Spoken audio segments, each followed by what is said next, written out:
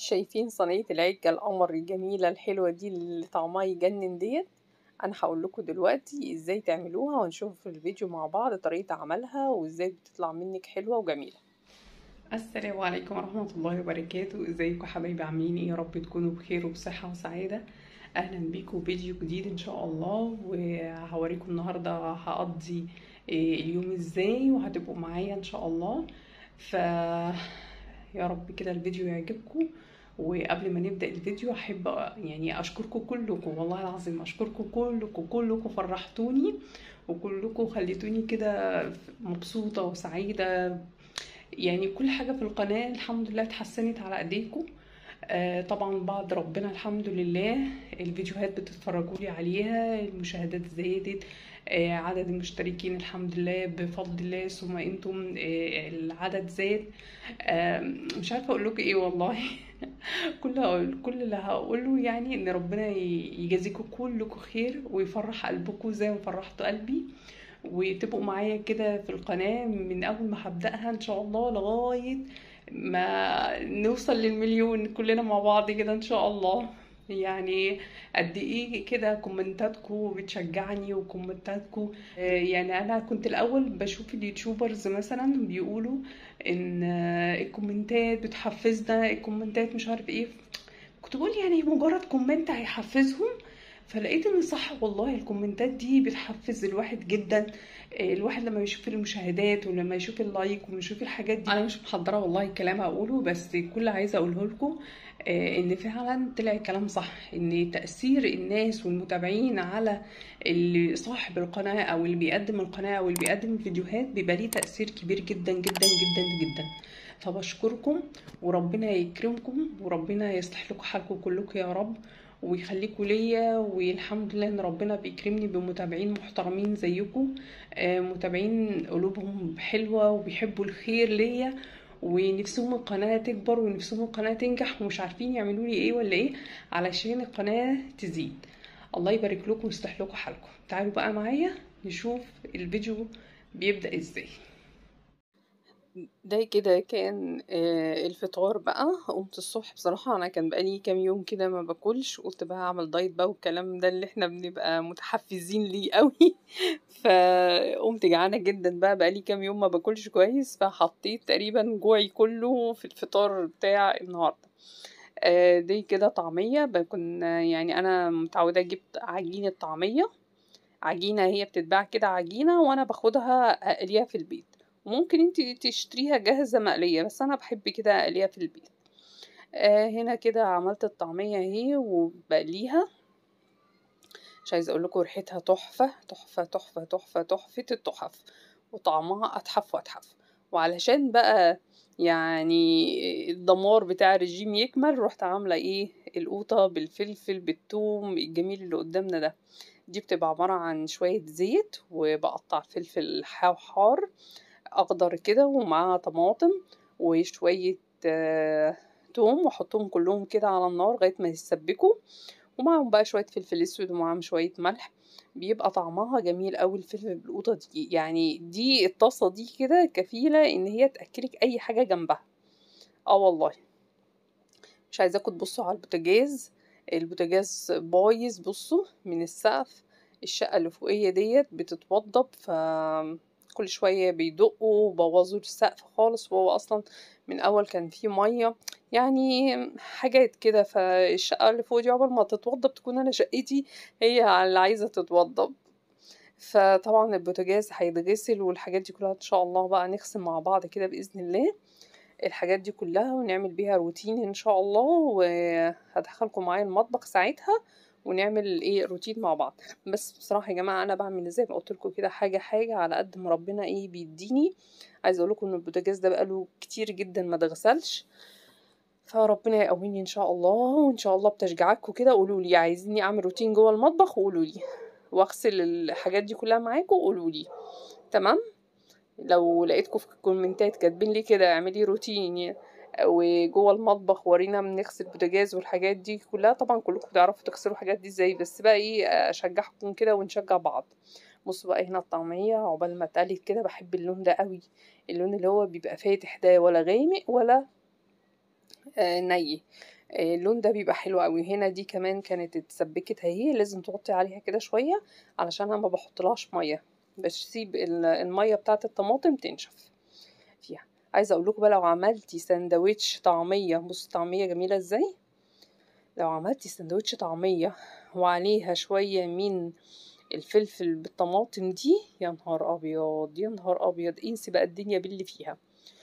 فعلا بقى قعدت فطرت، وبعد كده قلت بقى ايه اما ادخل اشوف اخبار البلكونه دي، لحسن انا زهقت خالص.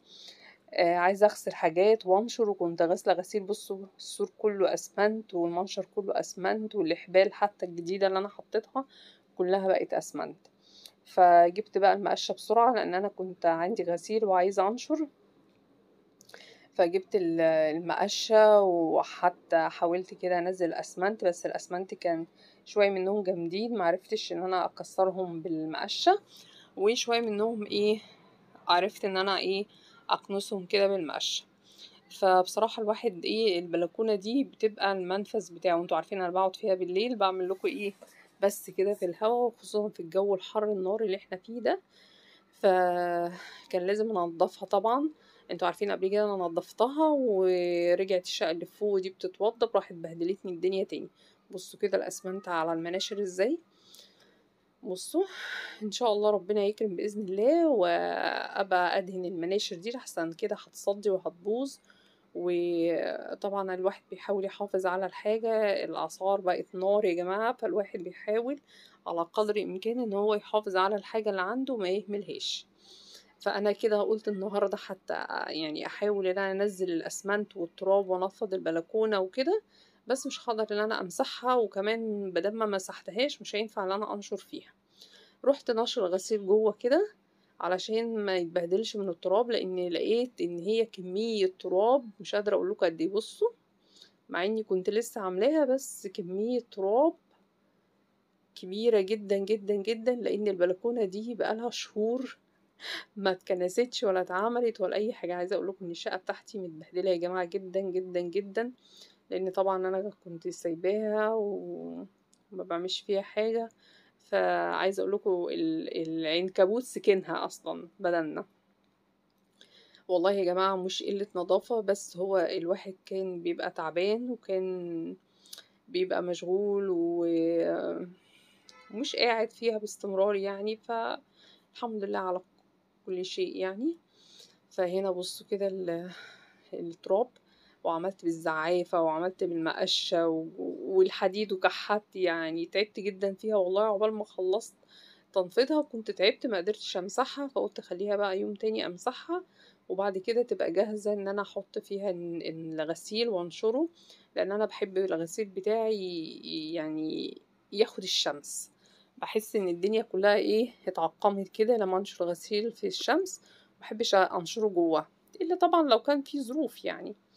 فهنا زعفت بقى لان العنكبوت بقولكوا كان يعني ساكن الشقة بدلنا. بصوا بقى كده اهو التراب. انا عايزه اقول لكم يا جماعه يعني اسوأ حاجه ان انت تخلي البلكونه بتاعتك معموله كده بالشكل ده. الحيطه الخشنه دي اسمها طرطشه اسمنتيه. الحيطه دي بتبقى وحشه جدا، وبتلم تراب الدنيا والاخره والعنكبوت، بتبقى صعبه في التنظيف. فالاحسن ان لما يكون عندنا بلكونه نعملها سيراميك او طوب حجري، او نبيضها بياض عادي. لكن والله احسن حاجه السيراميك، لان انت ساعتها هتدلقي ميه وتغسليه وبيبقى زي الفل. فطبعا كده عقبال ما نفضت كان التراب كله نزل في الارض، بصوا.